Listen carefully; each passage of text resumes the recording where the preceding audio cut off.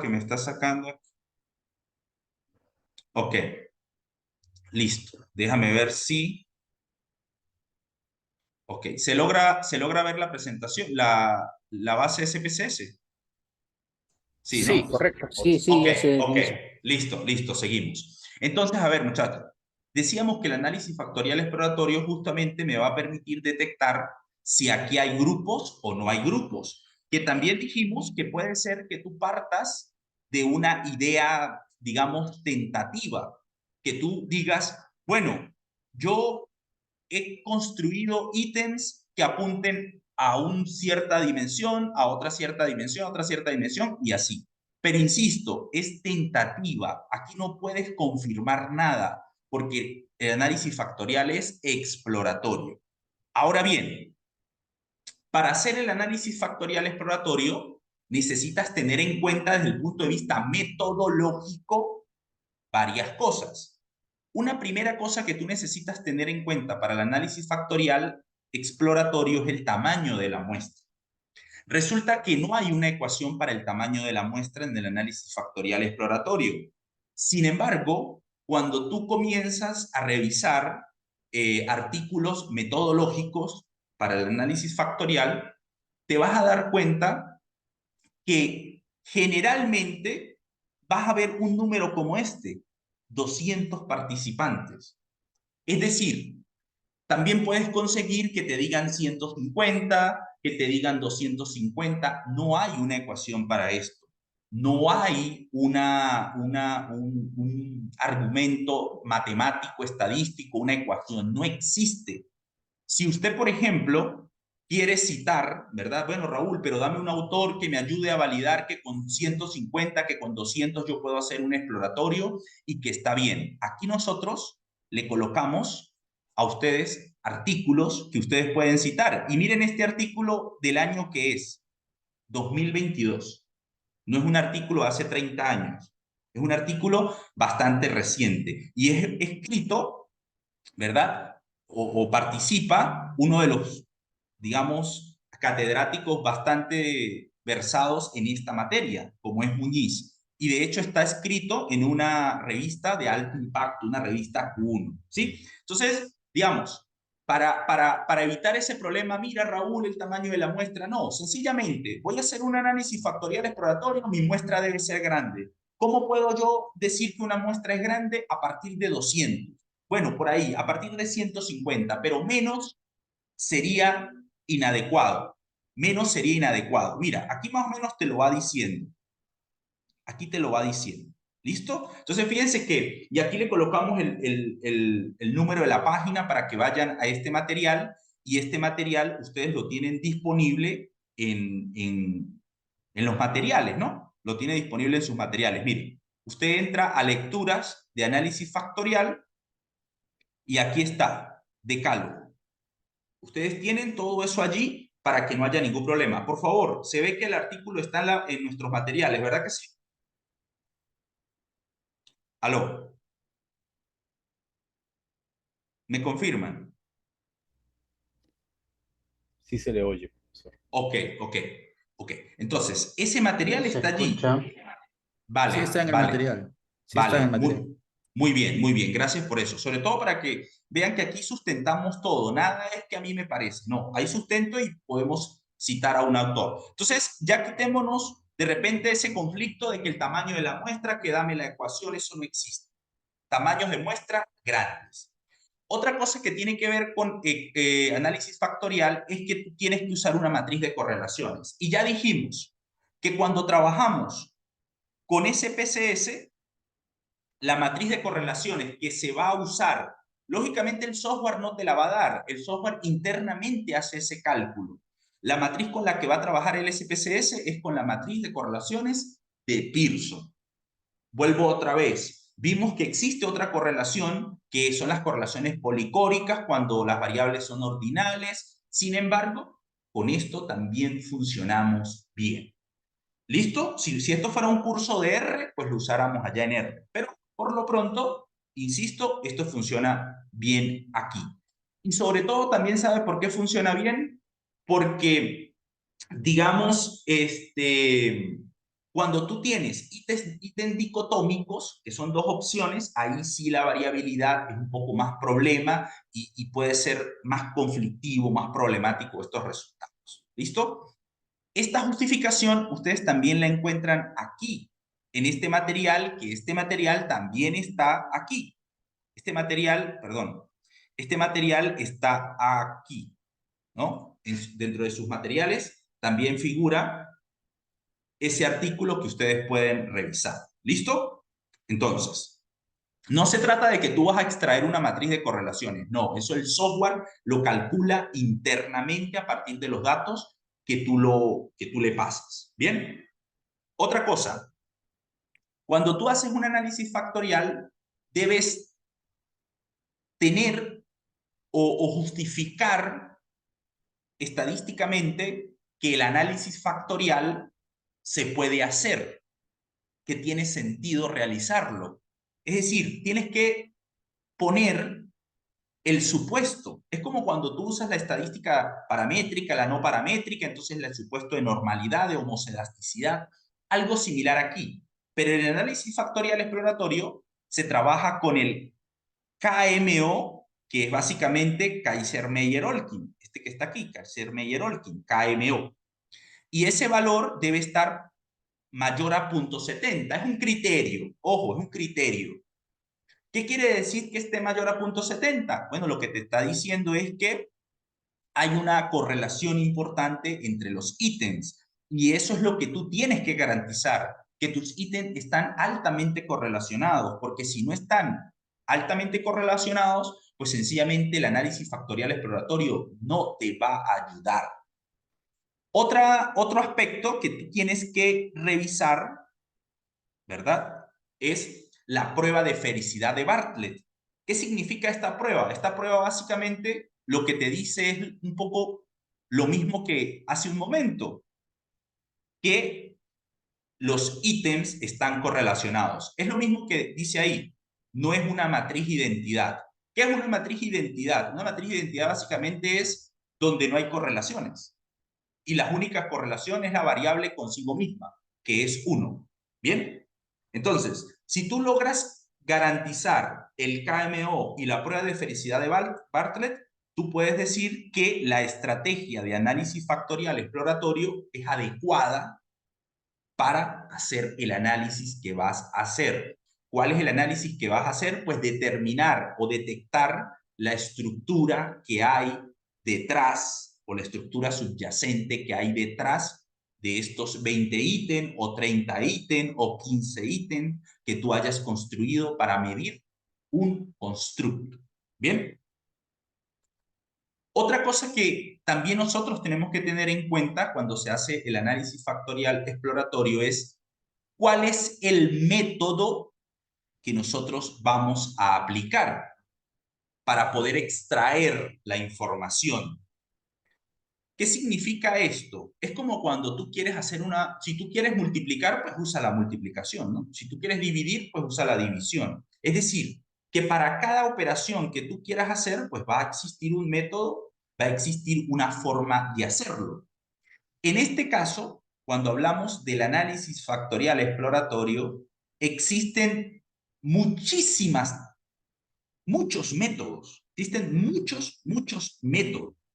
Ahora, la pregunta es, ¿yo tengo que agarrar todos esos métodos y hacerlos?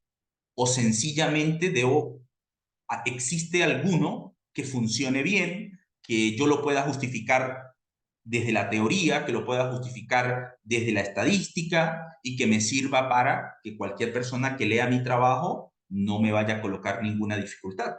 Si existe un método apropiado que se llama el de ejes principales. Bien, el de ejes principales. Por ahí a veces se suele usar de manera errada componentes principales, ¿no?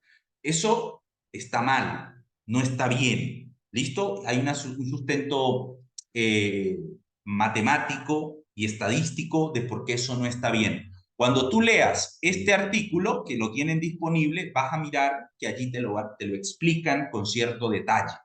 Entonces, les insisto, el método más adecuado para hacer el análisis factorial exploratorio es ejes principales. ¿Bien? ¿Pero por qué ejes principales? Porque resulta que cuando tú haces el análisis factorial exploratorio, tú estás tratando de extraer la información común entre los ítems. Y ustedes recuerdan que la sesión pasada yo les hablé de esto. Miren, yo en la sesión pasada les hablé de esto que está aquí. Yo les hablé de esto que está aquí. ¿Y qué habíamos dicho de esto? Que todos estos ítems comparten algo en común.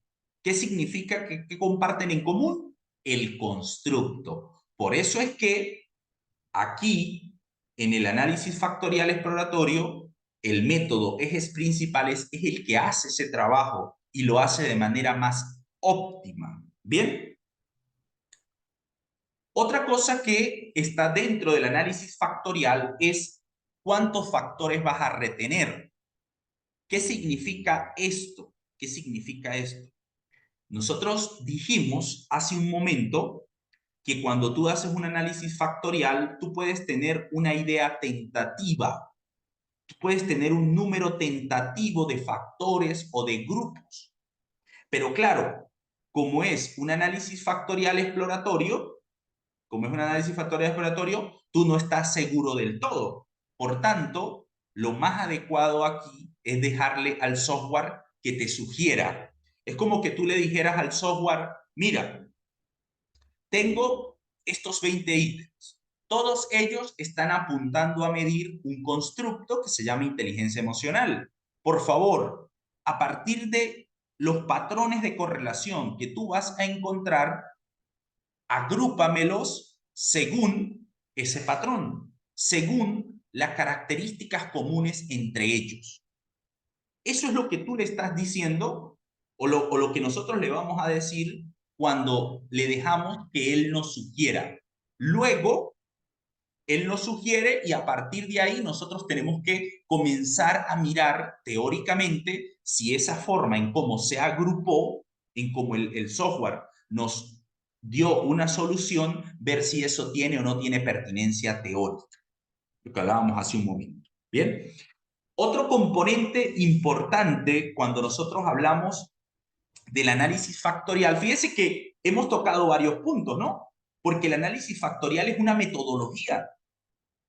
El análisis factorial es una metodología, por tanto, hay que mirar varias cosas y tienes que reportar. Cuando tú publicas un reporte con el análisis factorial exploratorio, todo esto lo tienes que decir, lo tienes que escribir para que tu lector entienda lo que tú hiciste y tal vez, si él quiere replicar tus análisis, pues sepa hacer lo que supuestamente tú hiciste.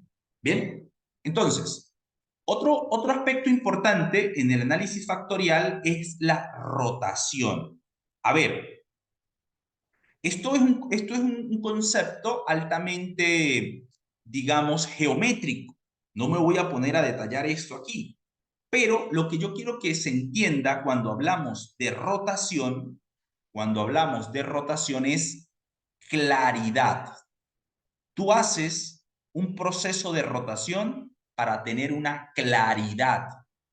¿Bien? ¿Una claridad en qué? En la representación o en la ubicación más apropiada del ítem. ¿Por qué? Porque puede existir un ítem que se meta en dos grupos. Entonces, cuando tú haces un proceso de rotación, la solución muestra una mejor interpretabilidad. Ese es el objetivo. Ahora, cuando tú revisas sobre la rotación, vas a encontrar dos tipos de rotación. Vas a encontrar rotación oblicua y vas a encontrar rotación ortogonal. ¿Bien?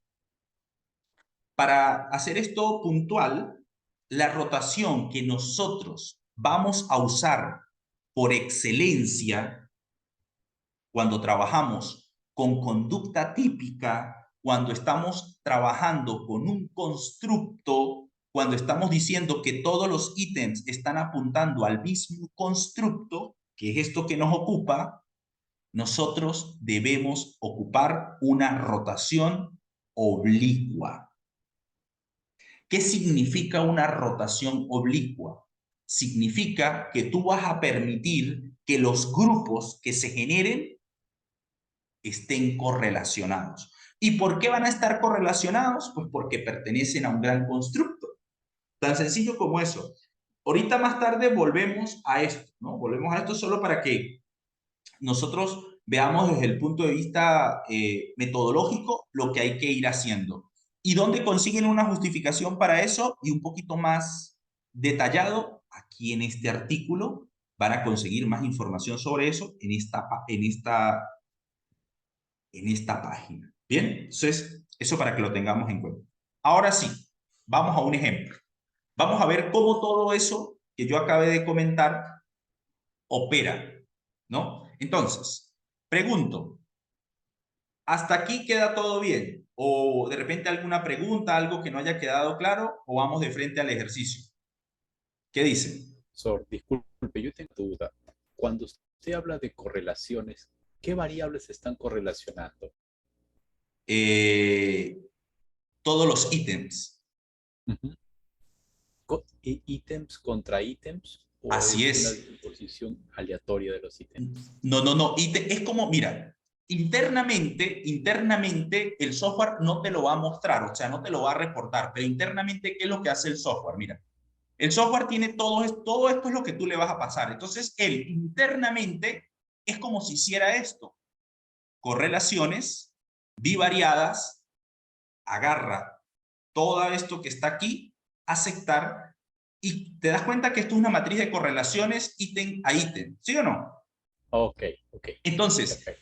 el software va a tomar todo esto como materia prima y a partir de ahí va a detectar patrones. Esos patrones comunes te los va a agrupar y los que son distintos, pues te lo agrupa en otro lado. ¿Vale? Ya. Ahora sí, ya le entendía Vale. imaginariamente cómo es la cosa. Gracias, profesor. Muy amable. Vale. No, Doctor, tranquilo. buenas Gracias. noches. Buenas noches, sí, cuéntame. Doctor, Ajá. buenas noches. Le habla José Luis. Sí. José Profesor, Luis, ajá. una consulta. Dime. Tenía yo la duda, por ejemplo, a trabajar, si yo tengo mi matriz de operacionalización, yo la he formulado de acuerdo al marco teórico y he creado mis dimensiones, ¿no? Digamos, 3 dimensiones, un ejemplo, cada uno con sus indicadores, y a la hora yo de hacer la prueba del análisis factorial exploratorio, ¿es lo que me va a indicar, profesor, también, o es algo tentativo? O sea, mi duda es, como usted indica, si yo pruebo esos ítems, me van a ubicar, ¿no? En 3 o 4 factores o 5 factores, quizás, ¿no? De acuerdo a lo que yo quiera. Sí. O sea, yo me quiero a lo que dice mi matriz, y en el caso mi matriz está indicado y un factor, digamos, un ítem se va a un factor, o sea, ese ítem tiene problemas. Puede tener problemas, ojo con esto. Muy buena pregunta lo que dijo nuestro compañero. Por ejemplo, nuestro compañero está diciendo, y esto es muy importante, muchachos, porque aquí hay que tener esto presente. Nuestro compañero Luis, ¿no? Sí, ¿verdad? Luis. José Luis. José José Luis. Luis. Disculpa, José Luis. Entonces, mira, José Luis está diciendo, Raúl, yo tengo ya desde la teoría construí una operacionalización, detecté tres dimensiones, a cada dimensión le hice una serie de ítems. Entonces él me pregunta, ¿qué pasa si yo hago el análisis factorial exploratorio? Yo esperaría, porque mire lo que dice aquí, uno puede tener la sensación tentativa de que hay 3 dimensiones como nuestro compañero José Luis, pero puede ser que cuando él haga esto empíricamente, pues encuentre que no hay 3 dimensiones, sino que hay 2 dimensiones. Entonces, nuestro compañero no está teniendo un resultado contradictorio a como él lo tenía, sino que tal vez, como él está explorando, así se está construyendo. Ahora la pregunta es, ¿qué debería hacer? Bueno, sencillamente puedes reformular esa dimensionalidad, puedes reformularla y eso es parte del trabajo. Ojo, a diferencia de que ya nuestro compañero parta de un instrumento como por ejemplo el Burnout de Maslach. El Burnout de Maslach ya tiene suficiente evidencia, ya tiene suficiente trabajo empírico que muestra que para tú medir el inventario de Maslach, el Burnock, necesitas 3 dimensiones. Entonces él ahí ya no haría un exploratorio, sino de frente se va con un confirmatorio. Entonces, cuando tú todavía no tienes seguridad, no tienes claridad, ojo, más allá de que tú digas yo lo he construido desde la teoría, pues entonces yo te pregunto, ok, lo has construido desde la teoría, pero esa teoría ¿tiene un sustento empírico o es solamente eso, teoría? Si no tiene un sustento empírico para decir que son 3 dimensiones, pues el exploratorio te lo puede sugerir, te puede dar un argumento empírico. Ahora, si uno de los ítems, como dice nuestro compañero, se fusiona en otro que tal vez no pertenece, pues tendríamos que leer el ítem. A veces puede ser que haya una redacción similar y hace que justamente se agrupe ahí. O puede ser que ese ítem sencillamente sea defectuoso y que tengamos que suprimirlo del análisis. No sé si eso queda claro, José Luis. Sí, correcto, profesor. No, Vale. entonces quiere decir, por ejemplo, no, si yo voy a construir un instrumento desde cero, pues lógicamente que como usted indica, desde cero yo hago mi matriz y esa es mi parte, ya pasan los expertos y yo voy a hacer la prueba, entonces el software me indica, ¿no? Que yo he propuesto 3 dimensiones, pero me da 2 factores, tendría que hacer un análisis, o quizás habría ítems que sean muy ambiguos o que se estén repitiendo Así y es. tendría que Ah, retirarlos o mejor volver a ver nuevamente el marco teórico y cómo adecuarlo, ¿no, profesor? claro, mira lo que dice aquí, José Luis, ¿te das cuenta? Ujú. Tienes que tomar decisiones desde la teoría y lo que tú acabaste de decir. O sea, no es que, ay, ¿qué pasó aquí? Bueno, tenemos que leer los ítems. A veces nosotros escribimos ítems, como yo les dije o comentamos la clase pasada, que tú piensas una cosa y resulta que las personas lo están entendiendo de otra manera. ¿Sí? Entonces, esas cositas que hemos comentado son importantes. Ahora, insisto, tengo aquí 20 ítems que están respondiendo a medir o que buscan medir la inteligencia emocional.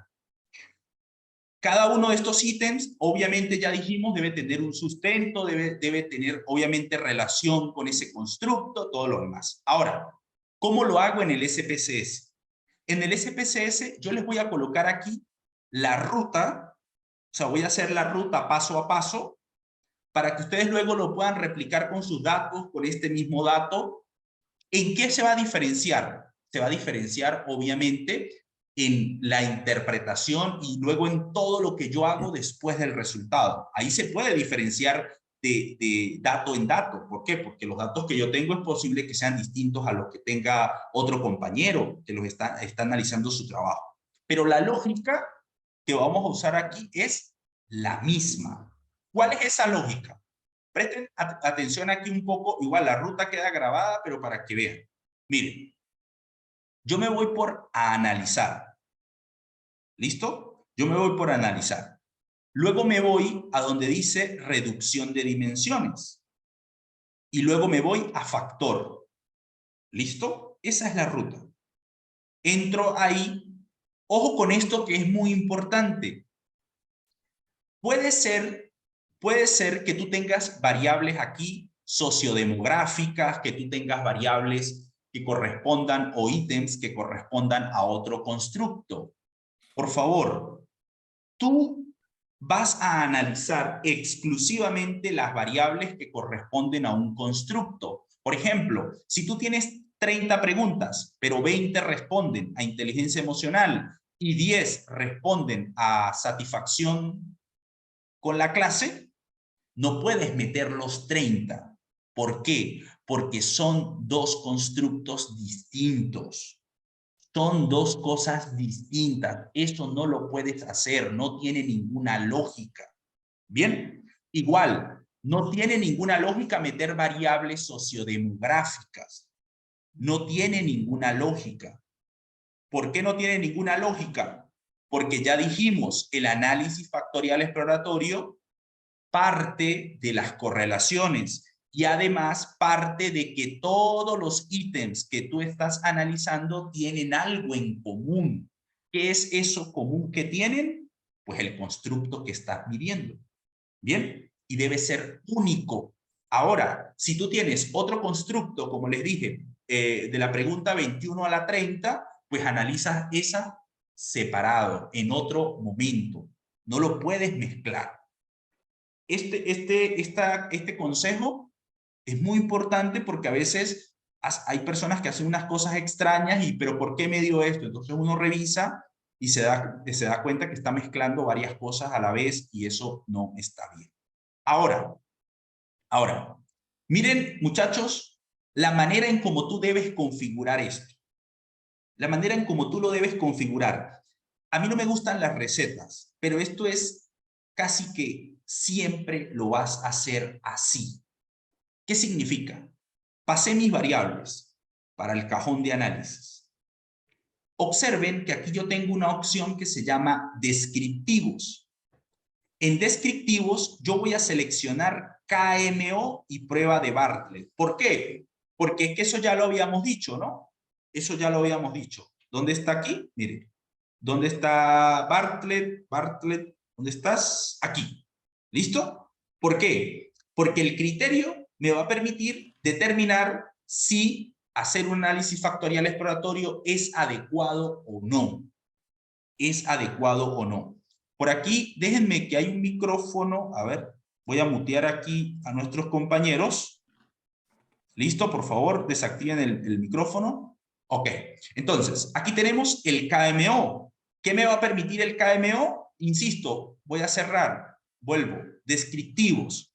KMO. ¿Por qué? Porque este es el que me va a indicar estadísticamente si es factible o no hacer un análisis factorial. ¿Por qué? Porque si tú encuentras que el KMO es extremadamente bajo, pues lo que estás diciendo es que esas variables no están correlacionadas. Y si esas variables no están correlacionadas, no puedes hacer el análisis factorial exploratorio. Esto es, muchachos, importante. Le doy ahora continuar. Luego, en extracción, observe que aquí aparece la opción método y se dan cuenta que por default aparece componentes principales. Eso no es el método adecuado. Y yo vuelvo e insisto. Raúl, ¿pero por qué me estás diciendo eso? Dame un autor. Aquí le estamos colocando un autor para ello. ¿Listo? Aquí le estamos colocando un autor para que lo puedan de repente argumentar. ¿Qué método entonces yo debo usar? Yo debo usar factor de ejes principales. Ese es el método adecuado para hacer este tipo de análisis factorial exploratorio. Luego, aparece aquí la opción de cuántos grupos o cuántos factores. Vamos a entender factores ahorita como grupos, ¿sí? Como grupos. Entonces, aquí lo que yo voy a hacer es decirle al software, que era lo que decía nuestro compañero hace un momento. Presten atención que estamos en la misma ventana de extracción. Miren, esto que está aquí es fundamental. Por favor, hay un micrófono. Allí mi compañero que me ayude a desactivar la persona. Entonces, ojo con esto, ojo con esto. Por ejemplo, miren que aquí hay un 1. Por defecto hay un 1. Ese 1 no lo pusimos nosotros. Ese 1 está por defecto. ¿Qué quiere decir esto? ¿O qué pasa si yo dejo eso por defecto, así como está? Pues lo que el software va a hacer es que te va a sugerir.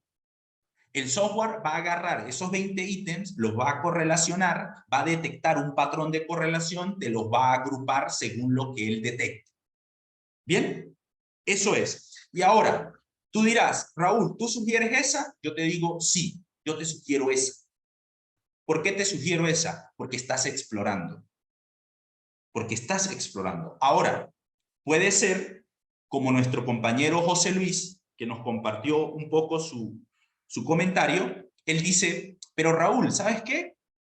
Yo construí los ítems pensando en 3 factores. Entonces él puede agarrar aquí y decir, mira, ¿sabes qué? SPSS, yo no quiero que tú me digas cuántos. Yo quiero que tú me muestres si ahí hay 3 factores o no. Ojo, ojo con esto. Que nuestro compañero José Luis coloque aquí 3, no significa que él está confirmando. Él no está confirmando nada. Soy muy enfático en esto porque se suele confundir. No, mira, yo puse 3 y sí, tal cual, me dio 3, todos los ítems bien, me dieron según como yo los redacté, quiere decir que eso tiene... No, no. Esto es una exploración. Para luego tú poder confirmar esto, tienes que hacer un confirmatorio, tienes que obtener otra muestra distinta y hacer el confirmatorio en esa otra muestra. Entonces, tengan mucho cuidado con esto, muchachos, porque yo lo he visto en artículos, he visto esto y no está bien. Desde el punto de vista metodológico, eso no es así. Bien, entonces, nuestro compañero, dime. Disculpe que lo interrumpa. Dime. Ahí tengo la duda. Por ejemplo, en ese extraer, donde dice basado en un autovalor, si yo lo dejo por defecto, cuando yo Ajá, hago la prueba, automáticamente el sistema me detecta. Yo en mi matriz tengo 3, pero cuando voy al sistema automáticamente me genera 4, sin obligar a que sea 3 factores, como dicen así en el es, segundo caso. así Sería es. recomendable el primero para ver cómo se están comportando esos ítems, ¿no es cierto? Lo recomendable. Es lo que se recomienda, porque tú estás explorando. Porque si tú tienes la seguridad de que hay 3 factores, tienes que hacer un confirmatorio, no un exploratorio. Claro, ¿Sí? o sea, en ese extract que dice basado, si me da 3 factores, quiere decir que está Ujú. explorando, pero aún no. Pero si en el caso que me da 4, tendría que analizarlo, ¿correcto? Claro, tienes que analizar por qué te está dando 4. Otra cosa. Si tú construiste tu matriz de operacionalización, digamos, con 3, no necesariamente significa que eso se va a reproducir tal cual. Y ese es un grave error o una mala enseñanza que nos han dado los libros de metodología.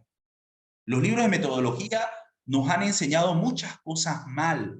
Y dentro de las cosas que nos han enseñado mal es justamente pretender o hacerle creer a la persona de que porque tú hagas, ojo, esto sobre todo esto es cuando parte desde un instrumento desde cero, ¿no? Cuando tú partes de un instrumento desde cero, tú no puedes garantizar que efectivamente eso van a ser 3 dimensiones.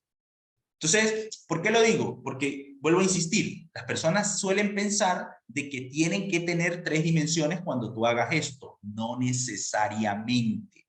No necesariamente. Y eso no significa que tus resultados están mal. No significa que tu operacionalización está mal. Significa sencillamente que como no hay teoría, como no hay suficiente argumento teórico, pues bueno, eso es lo que está dando. Y justamente eso es parte de tu aporte. Eso es parte de tu aporte. Entonces, observen esto. Ajá, Henry, cuéntame. ¿Qué tal, profesor? Buenas noches. Hola Henry, Sí, cuéntame, sí. sí, ahí para comentar más que todo, ¿no? O sea, Sí, este dime. análisis, como usted bien lo plantea, es un análisis exploratorio. En tal sentido, a la primera corrida no se va a tener, digamos, los resultados ya finales, ¿no? Así es. Posiblemente pues, eso se tiene que iterar varias veces. Ahí, justamente en tal sentido, o sea, en diferentes iteraciones, Ujú. prácticamente ya se va a, digamos, a vislumbrar poco a poco, ¿no? Así es. Qué ítems son los que van quedando y cuáles son los ítems que se van eliminando, cuáles son los ítems que se van a estar agrupando de mejor manera, ¿no? O sea, no es un proceso único, es un proceso reiterativo y hay uno, lógicamente, que tiene que tomar la mejor decisión en base a los criterios estadísticos que nos muestra reiterativamente, Claro, se toma la mejor decisión, ¿no? claro. Esa es Y la palabra teórico. correcta. No, no, está bien. Y teóricamente también. Ojo, puede ser también que, digamos, de entrada te dé un resultado coherente. Miren, muchachos, esto realmente, yo les decía a ustedes la clase pasada que ¿quién te da la materia prima? Los ítems. Si tus ítems están mal planteados, si tus ítems son confusos, si tus ítems están apuntando para todos lados, tu análisis va a ser un desastre. Recuerde lo que yo les dije la clase pasada, perdón, yo les dije, el 95%, 98% del trabajo cuando tú construyes un instrumento es teórico. El 2% es estadístico. Bien, El 2% es estadístico. No crean que porque la técnica es muy avanzada, no, eso no tiene nada que ver. Dime. Maestro, aquí yo lo que observo, por ejemplo, en el uso del software, o sea, el software nos va a indicar relaciones entre los Así ítems. es, así Exacto. es. Pero aquí el ítem no nos puede indicar cómo construimos nosotros el concepto. Es decir, Así es. el concepto tiene que ser, cuando nosotros construimos un concepto o un constructo, tiene que ser de una manera exhaustiva, es decir, muy amplia, para poder establecer ítems adecuados a las características que yo quiero encontrar o relacionar. Entonces, asignarle a un software una capacidad lógica, es decir, si tiene un algoritmo que establece relaciones, pero no puede establecer una consistencia del contenido del concepto. Es decir, lo único que nos puede dar esa consistencia, pues es la revisión amplia, profunda de la teoría. Es decir, debemos de construir Así, un concepto bien sólido que nos permita que el software encuentre esas relaciones entre los ítems, ¿verdad? así Entonces el es. software es como una especie, es una herramienta que nos está Así sirviendo a es. nosotros para encontrar las relaciones, pero nunca nos va a decir que tal o cual concepto o tal o cual fenómeno presenta ciertas características, porque eso se supone que nosotros lo estamos definiendo. Por eso hay una cuestión que Bunge habla muy en varios libros. Mario Bunge, epistemólogo muy importante, habla de que no debemos caer en una operacionalización totalmente fuera de una definición. Es decir, una Así es. definición es estrictamente totalmente conceptual, ¿verdad? Pero, Muy bien. esa operacionalización a veces tratamos de confundirla con definiciones que surgen de disciplinas como la física, como dice Mario Bunge, y que terminan a veces em, perdiéndonos en cuanto a Así lo que es. queremos medir. Así es, así es. Claro, gracias por el aporte. Y fíjate, lo que tú acabas de decir quizá va por lo que decía yo hace un momento, que el 98% del trabajo va más teórico que creer que el software te va a solucionar el problema. ¿Sí o no? Listo. Vale, muy bien. Entonces, dicho todos estos comentarios, muchachos, y esto es muy pertinente, ¿por qué? Porque si ustedes recapitulan lo que dijeron nuestros compañeros, es que tú no le puedes dejar el trabajo al software. Es básicamente una construcción que el investigador tiene que hacer. El software no hace milagros y la estadística tampoco. Entonces, ya dijimos, tenemos un constructo, digamos, bien definido, limitado, con sus ítems, todo lo demás. Y por defecto, nosotros le vamos a decir al software, bueno, mira, a partir de lo que hay ahí, constrúyeme los patrones que se están dando y yo luego miro a ver si eso tiene o no tiene sentido teórico. Entonces, dejamos esto por defecto. Vuelvo otra vez para recapitular, muchachos. Entramos a extracción, componentes principales, dejamos esta opción por default. Si tú quieres, le pones aquí. Yo no le sugiero que haga eso. Tú le puedes colocar aquí, ¿no? 4, 2, 5, lo que tú quieras, pero no tiene sentido. Dejemos esto por default, que él me sugiera. Le doy continuar. Luego viene el proceso de rotación. Mira, estamos siguiendo la línea de la metodología, ¿no? Estamos siguiendo la línea metodológica. Luego, el proceso de la ventanita de rotación, vamos a usar Oblimin, que ese es un método adecuado. Aquí está. Y nuevamente, para no gastar un tanto aquí, revisemos este artículo y nos va a mostrar por qué la rotación Oblimin es la más adecuada. Y rápidamente, tú me puedes decir, bueno, Raúl, pero dime rápido por qué el Oblimin. Porque resulta que todos estos 20 ítems que ustedes están viendo en pantalla están relacionados entre sí. ¿Y qué significa que están relacionados entre sí? Bueno, porque parten de un constructo común. ¿Cuál es el constructo común? La inteligencia emocional. Bien, entonces por eso usamos la rotación Oblimin. Le damos continuar Y luego aquí aparece esto de puntuaciones, no lo tocamos. Esto es para hacer otra cosa. Esto es para hacer otra cosa, no lo tocamos aquí. Luego nos vamos a las opciones. En las opciones, tú puedes encontrar ordenar por tamaño, suprimir coeficientes. Esto lo vamos a dejar así, no lo vamos a tocar ahorita. No lo vamos a tocar ahorita. Ahorita, en un ratico, yo vuelvo a correr los resultados y esto lo vamos a delimitar. Por lo pronto, no lo voy a usar. Por lo pronto, no lo voy a usar.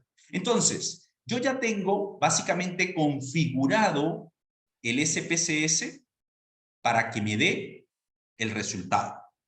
Y le doy a aceptar. Voy a mirar aquí rápidamente el chat. El eje principal es lo mismo que... No, AID. Ejes principales y componentes principales son dos cosas totalmente distintas. Por eso yo les vuelvo a reiterar que revisen este artículo, ¿no? Que ustedes tienen allí. Porque ahí hay una explicación un tanto matemática, pero no es lo mismo. No es lo mismo. A ver, ajá, problemas, ok, listo. Seguimos entonces, muchachos.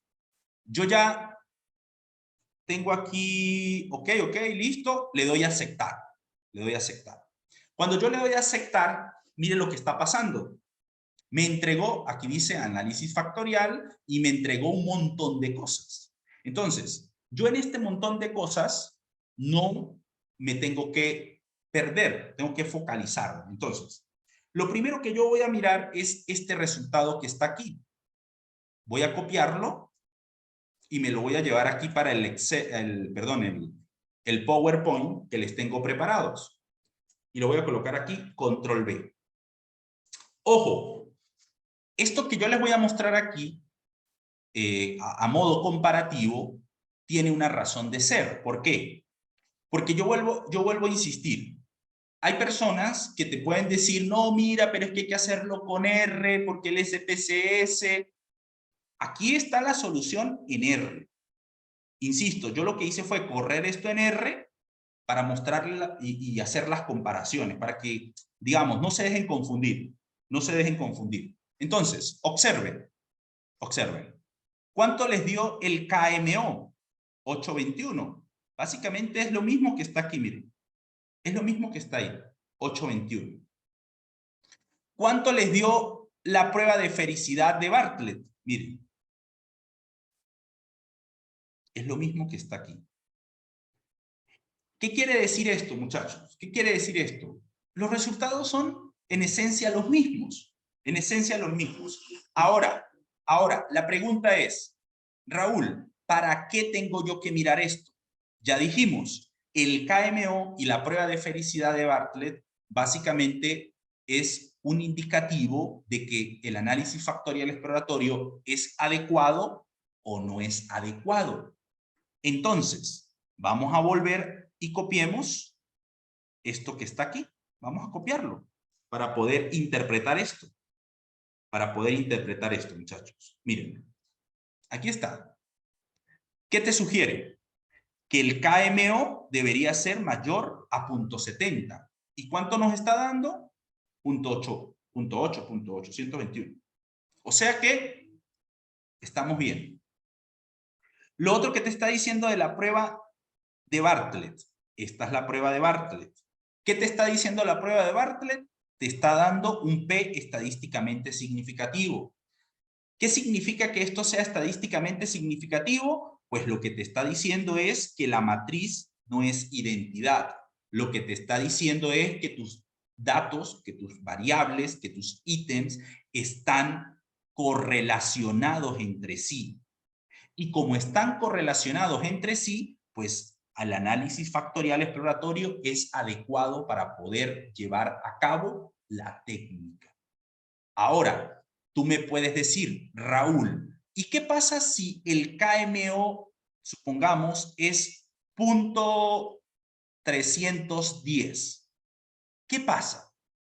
¿Qué decisión puedo tomar? Pues la decisión que puedes tomar es que no deberías hacer un análisis factorial exploratorio. ¿Pero por qué? Porque esto se interpreta como una correlación. Esto es una correlación baja. Y claro, es una correlación baja que cuando tú hagas la técnica, pues no vas a tal vez, o es muy probable, que consigas una solución incoherente.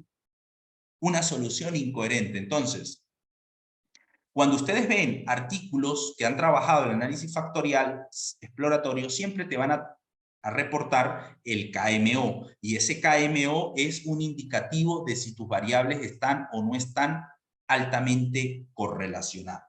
Bien, entonces, dicho esto, evaluado esto, ¿yo qué puedo decir? Ok, el análisis factorial es adecuado con estos datos. Por eso se le llama también adecuación de muestreo. No sé si ustedes logran leer aquí, dice adecuación de muestreo. O sea, adecuación de esa muestra, qué tan adecuada es esa muestra para poder hacer el análisis factorial exploratorio. Ahora bien, ¿qué otro resultado me entrega el SPSS? El SPSS, usted baja un poquito, esto lo miramos ahorita. Solo estoy tratando de mostrarles cómo debemos analizar esto.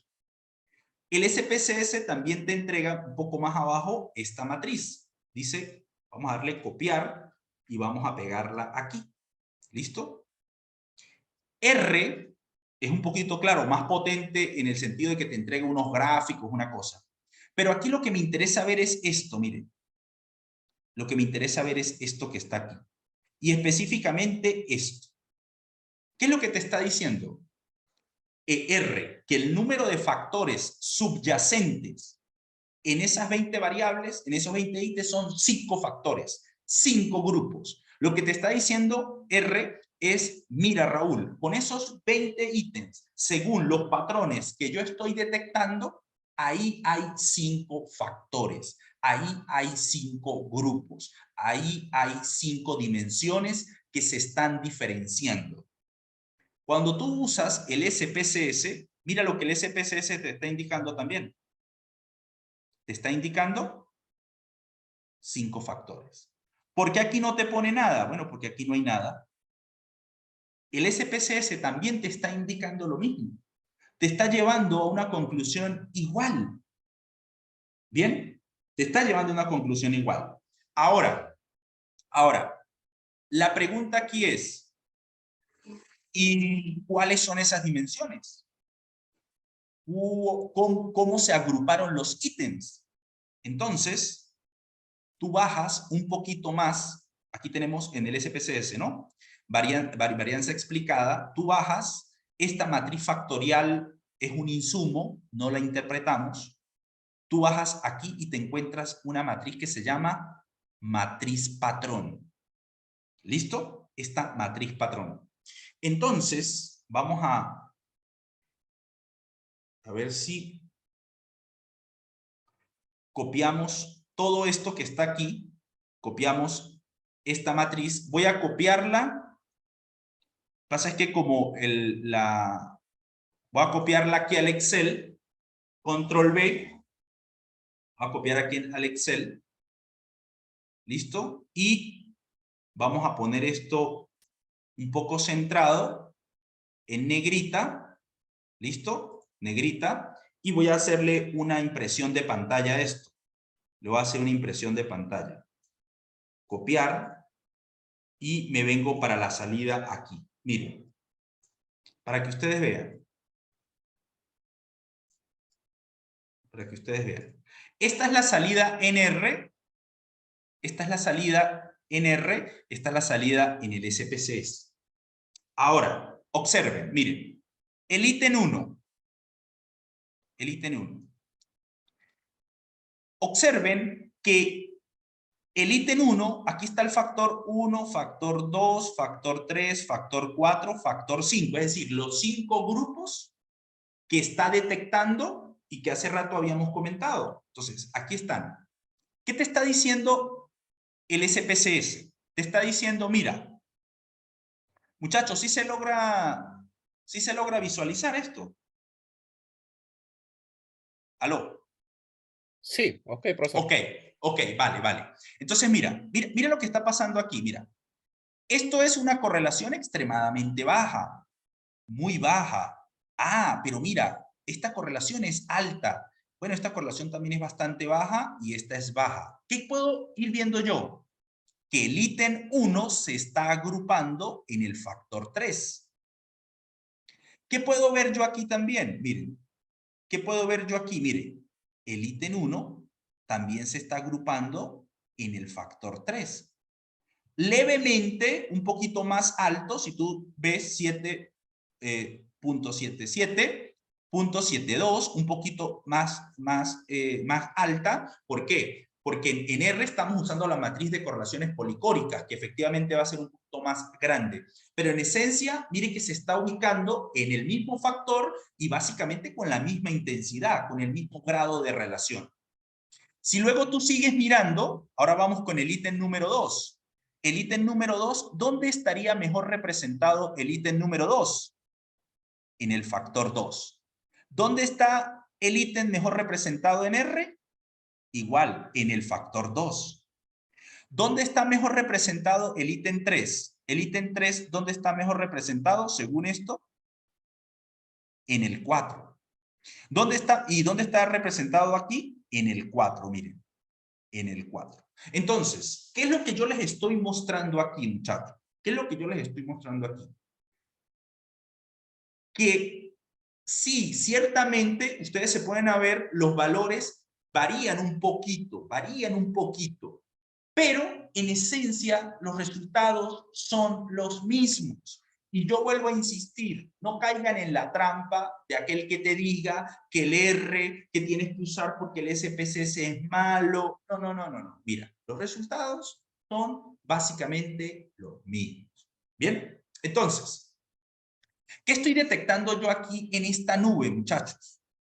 Ya para hacer ahorita el análisis mejor, más bonito. ¿Qué estoy detectando aquí? Que hay ítems que se están cargando. ¿Qué significa cargando? Pues que la correlación es mucho más alta en unas componentes o en unas dimensiones que en otras. Donde se representa más alto, quiere decir que ahí debe estar incluido. ¿Sí se entiende esto, muchachos? ¿Hasta aquí vamos bien?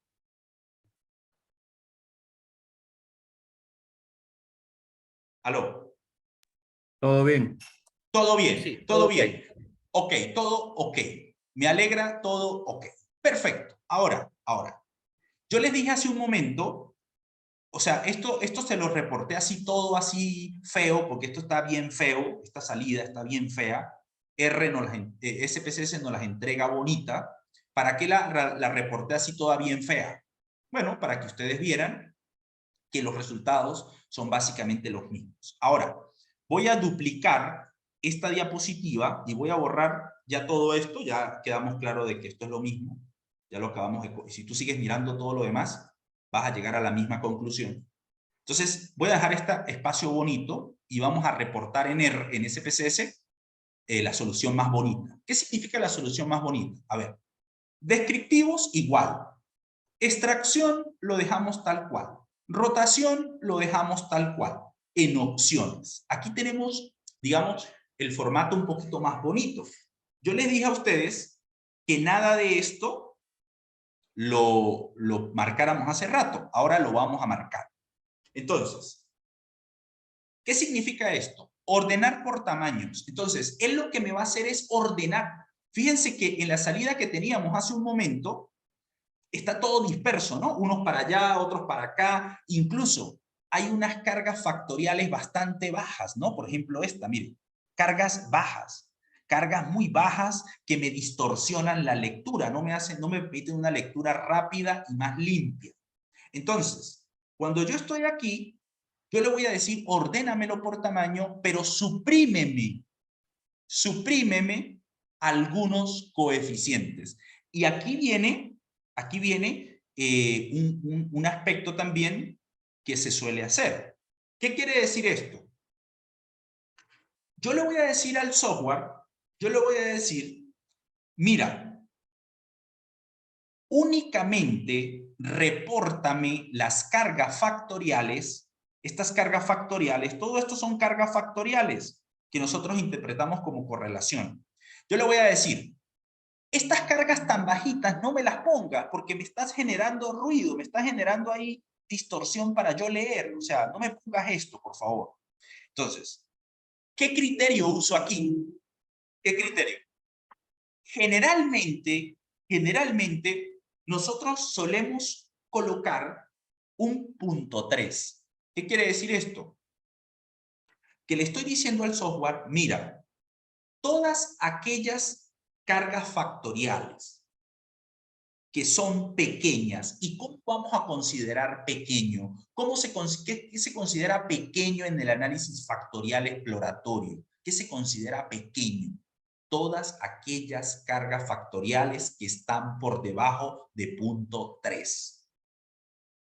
Eso se considera pequeño.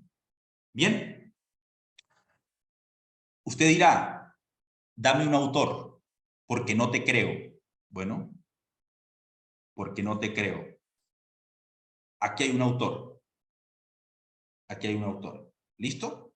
Aquí hay un autor. Y ellos tienen todo un capítulo. Esto, pasa que eso yo lo puse fue ya al final de este, pero caramba, ya va para aquí. Miren, aquí, ¿no? Este libro, en el capítulo 8, ustedes lo tienen en sus materiales. Te habla del exploratorio y te habla del confirmatorio. Ahí tú vas a encontrar ese argumento y que vas a poder sustentar, porque alguien dice, no, pero Raúl, ponme ahí, ¿quién dice eso? Porque después no me creen. Bueno, tú puedes leer eso ahí, ¿vale? Entonces, vamos a colocar aquí punto 3 y le doy continuar y le doy aceptar.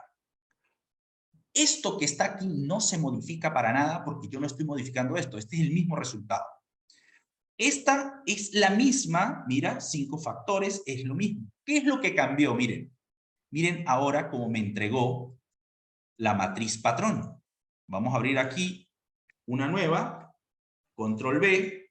Esto lo estoy haciendo es para efectos del ejemplo, ¿no? O sea, para poderlo discutir allá un poquito más limpio. Entonces, vamos a colocar todo esto centrado. Vamos a colocarlo, digamos, en negrita. ¿Listo? Vamos a capturar esta pantalla. Realmente me interesa es esta de los ítems y esta es la solución. Bueno, se entiende que arriba dice factor, ¿no? Que todos estos son los factores. Copiar. Y vámonos a la pestaña limpia. ¿Dónde está la pestaña? Caramba. Aquí, la pestaña limpia, control B. Miren, ahí está. Sí se ve, ¿verdad, muchachos? Sí se ve bonito, ¿no? ¿Sí lo notan? Sí se ve. Y Profesor, pregunto, dime. según eso, el Ajá. ítem 13 debería desaparecer. Ya va, muy bien. Tiene usted un ojo de águila, ¿no? ¿Sí o no? Tiene un ojo de águila. Muy bien, muy bien. Lo que nuestro compañero, mire que él rápidamente hizo un escaneo y claro, aquí la pregunta es, ¿no? Nuestro compañero dice, ¿y qué pasa con este señor? Ya lo vamos a discutir. Y aquí, ojo, pregunto muchachos, ¿sí vieron que aquí esto se veía bien horrible, ¿no? Bien horrible. Pero con este último comando, oye, nos queda, por la parte de opción, nos queda una solución un poco más limpia, más bonita, más clara. ¿Listo? Entonces, bueno, ya eso queda claro ahí cómo fue que se hizo. Ahora, vamos a quitar esto y comencemos con lo bueno. ¿Qué significa lo bueno? Darle sentido a esto. Ahora, fíjense bien. Yo puedo ver aquí, ¿sí? Que todos estos ítems se metieron en un solo factor. Y la pregunta es, ¿por qué? ¿Por qué ellos y no los otros? ¿O por qué nada más estos 4? ¿Qué está pasando ahí? Resulta que yo debo buscar la manera de colocarle un nombre. Aquí en lugar de 1, yo le tengo que colocar un nombre que vaya desde lo conceptual, desde lo teórico. Entonces, ¿qué es lo que tengo que hacer? Primero, yo digo, ajá, ¿qué dice el ítem 15? Me siento bien conmigo mismo. Soy feliz con el tipo de persona que soy. Me gusta cómo me veo en general. Me siento seguro de mí mismo. ¿Se dan cuenta que aquí está mucho la palabra mí mismo? ¿Sí se dan cuenta, muchachos? ¿Aló? Confírmenme, Sí, por favor. sí, autoconocimiento. Claro, claro. Entonces, noten lo siguiente. Noten lo siguiente. Todos estos ítems se agruparon ahí porque aparentemente están hablando de algo en común. Se están refiriendo a algo en común. ¿Qué quiere decir? Algo que tiene que ver conmigo mismo, yo con yo. O sea que puede ser autoconocimiento, puede ser intrapersonal, puede ser. Ahora, miremos esto otro. Resulta que estos se metieron en otra dimensión, en otro factor. ¿Por qué ahora? Pregunto, muchachos, los ítems que acabé de circunscribir en un cuadro rojo, ¿desentonan o no con los del cuadro azul? ¿Desentonan o no desentonan? Sí, sí, se entonan, ¿Por qué? porque no es la misma característica del sujeto. Muy bien, muy bien. ¿Qué fue lo que dijimos nosotros, muchachos, al inicio de nuestro curso? Que las conductas, el comportamiento, el rasgo no es similar. Lo que dijo nuestro compañero, dijo, mira Raúl, claro, tiene como que sentido eso, porque yo veo que los de azul no tienen como que mucho que ver con los del rojo. Ahora, vamos a agarrar este otro grupo. Mira, muchachos, vamos a agarrar este otro grupo. Pregunto, ¿el grupo sí se logra ver el cuadrito verde, verdad que sí? ¿Sí? Ok, si se logra ver. Entonces, pregunto, ¿el grupo verde, el grupo rojo, el grupo azul, ¿ustedes creen que es lo mismo o son características, atributos distintos que se están midiendo?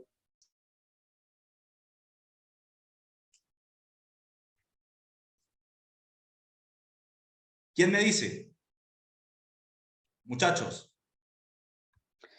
Profesor, si asumimos que todo es una sola variable, está identificando dimensiones diferentes.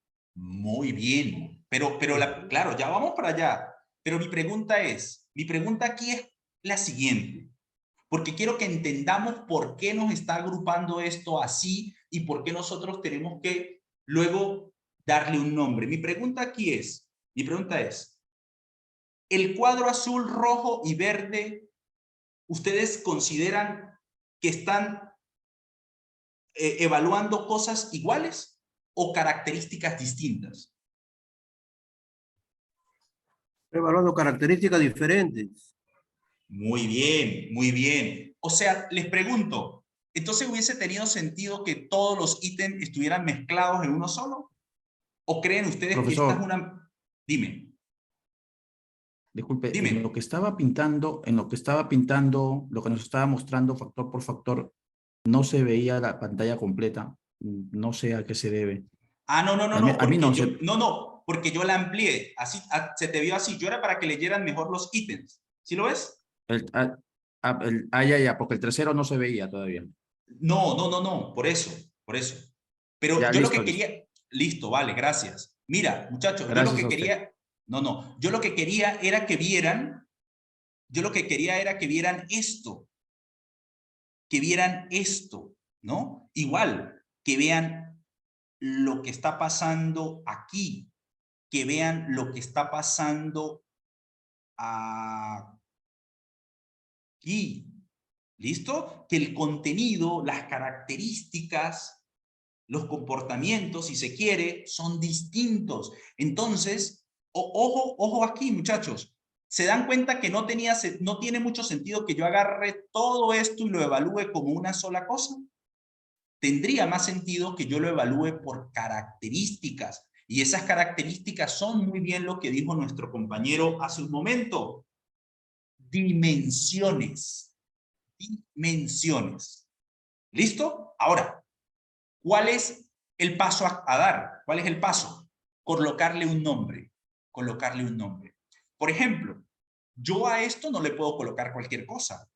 Yo tengo que buscar, como estoy hablando de inteligencia emocional, yo tengo que hablar si el término o la etiqueta o la dimensión, la etiqueta que le voy a colocar, que es dimensión prácticamente. Si la etiqueta que yo le voy a colocar, por ahí un compañero nos dijo autoconocimiento, autoconocimiento, o intrapersonal, No sé si alguien se anima a poner otro nombre, pero puede ser que alguien se anime a poner otro nombre. La pregunta es, ¿cuál de estos términos o de estas, sí, términos, digamos, es más adecuado? Pues yo tendría que mirar cuál de ellos es más adecuado cuando estoy hablando de inteligencia emocional. ¿Sí queda claro eso, muchachos? ¿Aló? Sí, correcto. Hay Correcto, que muy tener bien. claro el marco teórico para poderle dar el nombre correcto, ¿no? Claro, Basarnos claro. en autores. Claro, muchachos. Lo que yo dije hace un momento, mire, y ustedes dirán que yo soy medio cansón, medio reiterativo, pero miren, aquí está. Aquí está. Aquí está. Y yo vuelvo otra vez con la importancia del contenido. La importancia del contenido. Lo mismo, ajá. Igual este grupo que está aquí, ¿no? Este grupo se fusionó ahí. Ok, listo. Y el otro, le tenemos que colocar un nombre. Le tenemos que colocar un nombre. Ahora, algo que detectó también un compañero nuestro, ¿verdad? Que apenas vio el gráfico ahí, dijo, ajá, Raúl, ¿y qué pasa con ese ítem 13?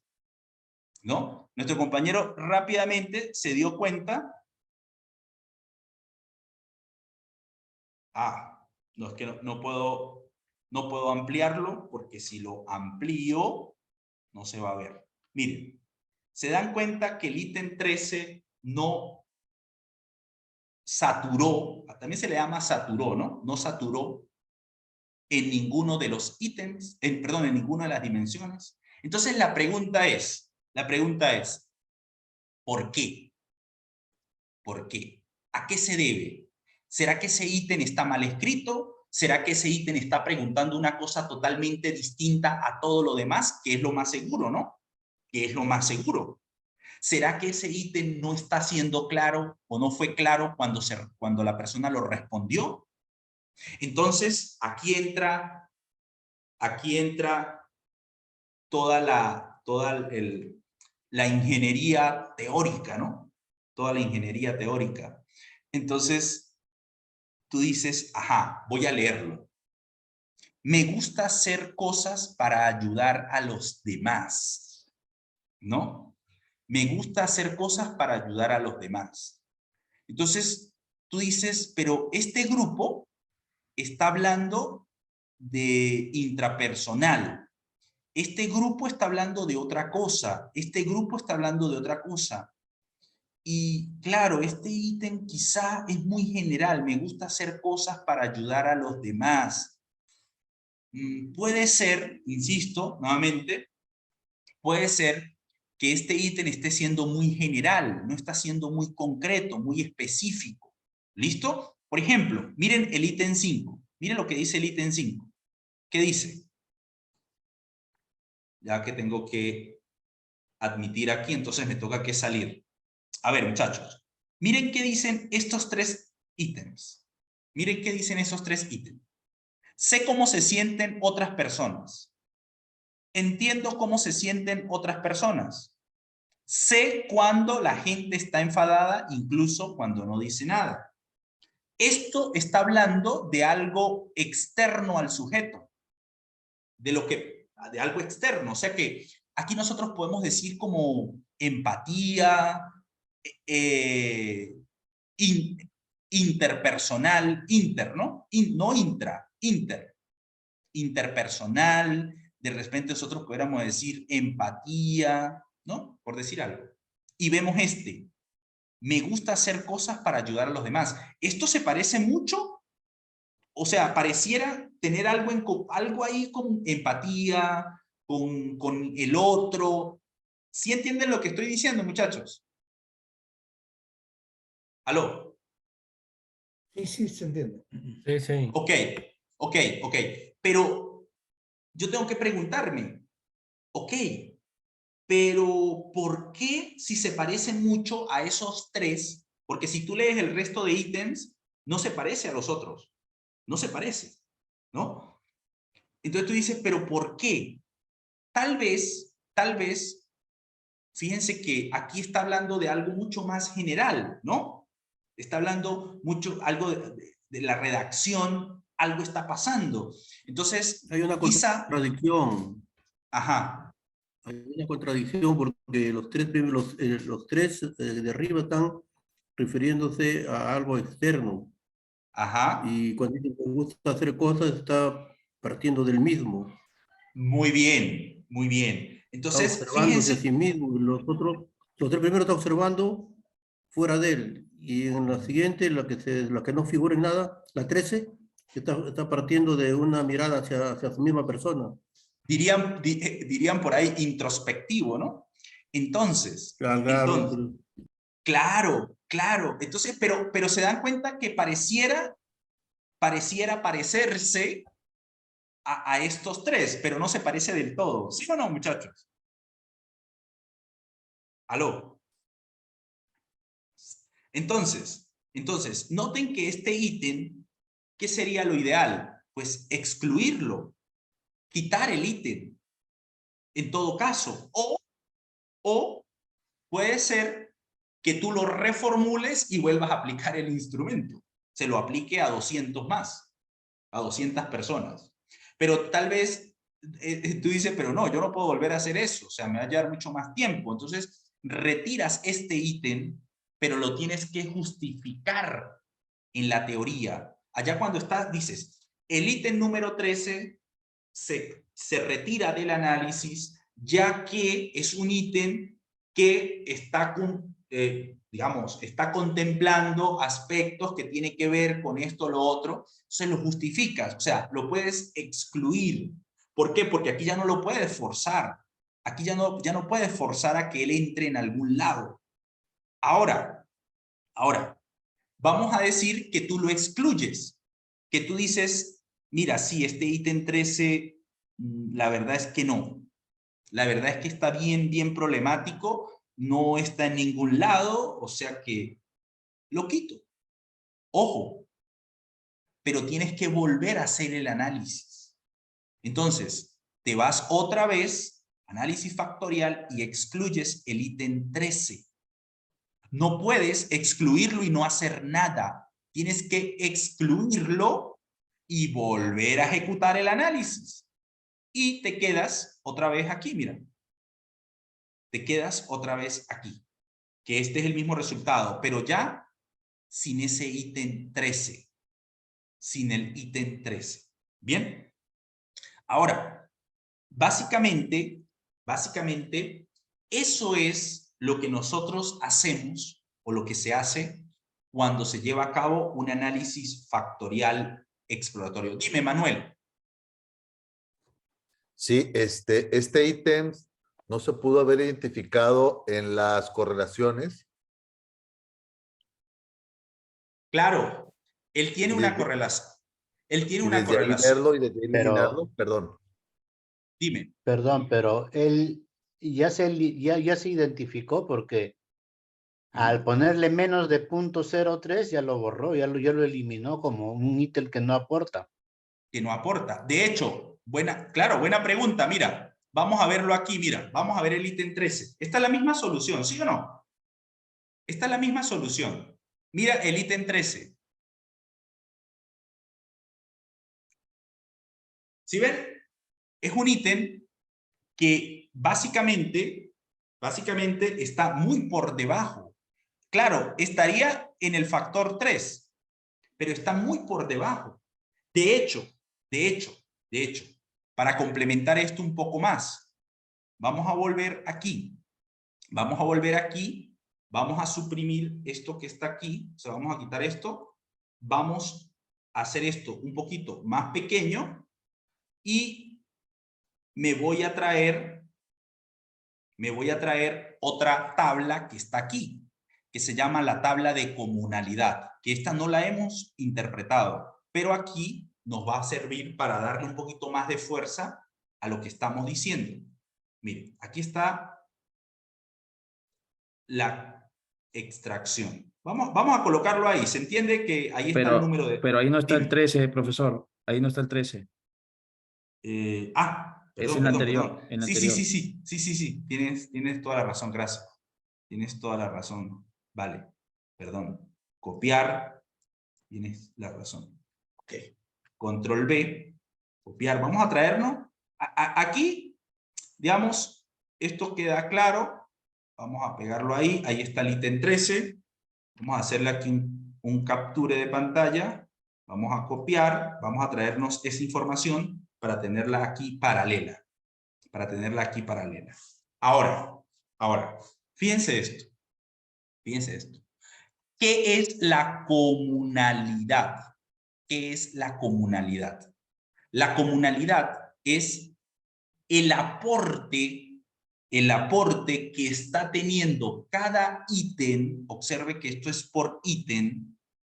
El aporte que está teniendo cada ítem para configurar la solución. ¿Cuál es la solución? Caramba. ¿Cuál es la solución? Una solución de 5 factores. Bien.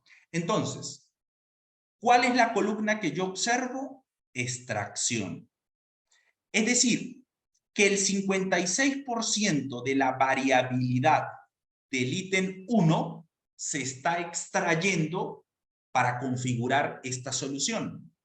Que el 42% para el otro ítem, que el 33%. Pero cuando me voy al 13, el 15% de la información del ítem 13 está siendo tomada en cuenta para la solución. ¿Qué quiere decir esto? Que de ese ítem se está capturando muy poca información. Y por eso es que nos está apareciendo esto. Claro, como dijo nuestro compañero, mire, aquí este ítem, ¿cuánto tiene? En la dimensión 3, tiene 0,289. Realmente, esto es 0,289. Y pertenece al 3. Pero ¿qué pasa? Como es un valor muy bajo, y también estoy viendo que su aporte a la solución es muy baja, pues yo lo puedo excluir. Ojo, tú lo puedes dejar, si tú quieres, ¿no? Pero si tú lo llevas a un revisor y el revisor sabe de esto, pues lo que te va a decir es, mira, ese ítem es problemático. Tan sencillo como eso. Entonces, lo que yo quiero que vean aquí, es que desde el punto de vista estadístico, desde el punto de vista del resultado, está aportando muy poco. Pero también estoy viendo desde el punto de vista de la redacción que hay elementos de repente que están confundiendo, como dijo nuestro compañero aquí. Es como una evaluación mía, una autoevaluación que me estoy haciendo que puede desentonar con los otros ítems. No sé si eso queda claro, muchachos.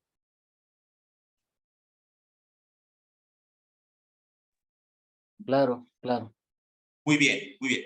Ahora, fíjese lo que viene a continuación, que fue justamente lo que nosotros ya habíamos dicho. Ahora, analizando los resultados. Obviamente esto ya lo analizamos, ¿no? Pero, y fíjese del texto que ya les había comentado hace un momento,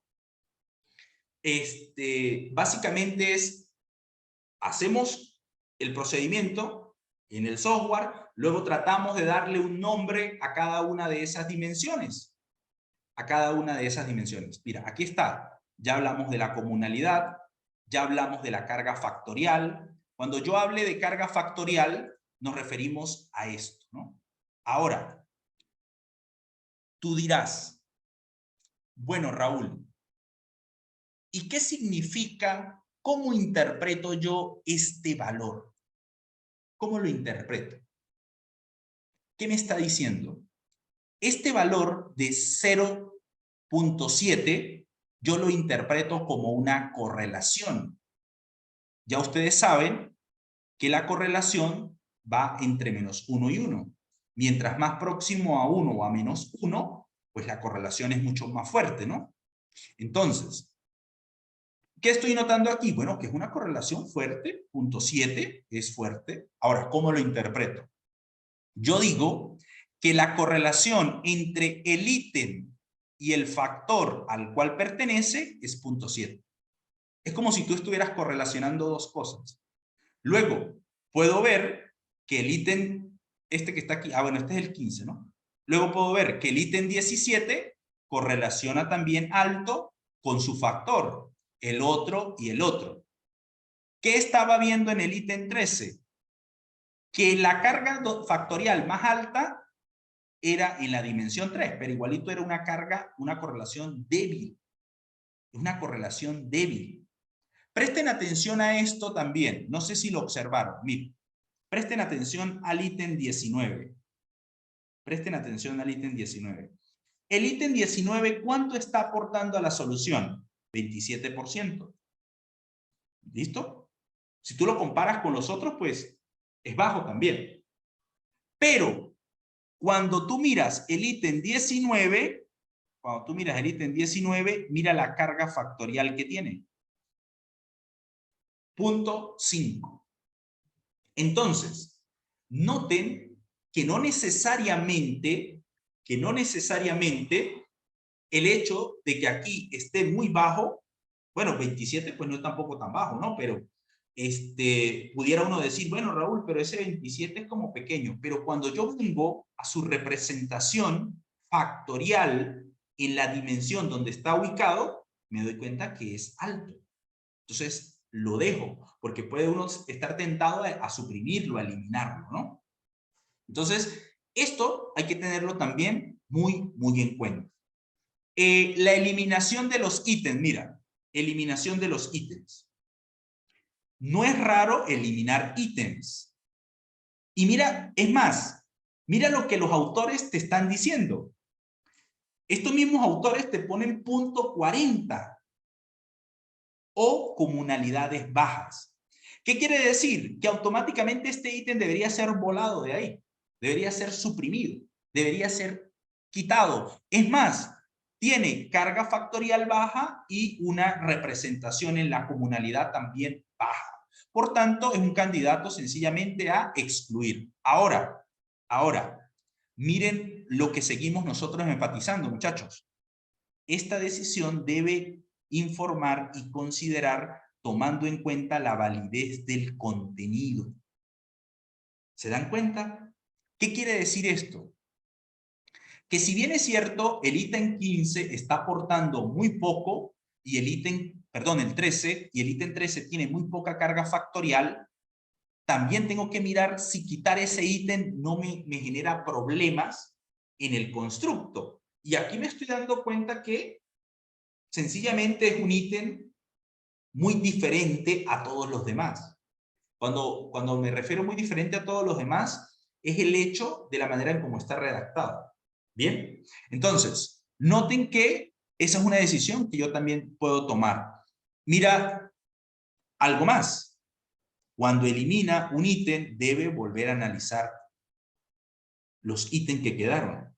Debes volver a hacer el análisis. No es que lo suprimo y se acabó. No. ¿Bien? A ver, aquí hay un chat. Aquí hay un chat que dice diferentes características. Bueno, ¿por qué no Varimax? Dice Manuel. Ya eso lo comentamos, ¿no? Porque resulta que cuando tú dices Varimax, a ver, cuando tú dices Varimax, si ustedes observan aquí en la parte, bueno, este era el anterior. Si ustedes observan aquí en esta parte, broma, ya. Si ustedes observan, miren, aquí hay una matriz de correlaciones.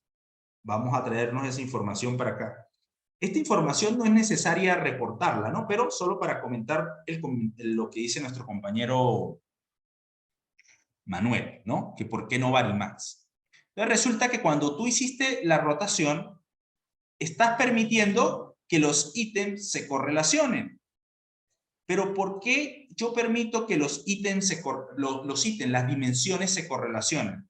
Porque resulta que tanto la dimensión 1 como la dimensión 2, la dimensión 3, la dimensión 4 y la dimensión 5 pertenecen a un mismo constructo. Cuando tú usas una rotación Varimax, dices todo lo contrario. Que el ítem 1, que la dimensión 1 no tiene nada que ver con la 2, con la 3, con la 4, con la 5. Cosa que no está bien. ¿Por qué?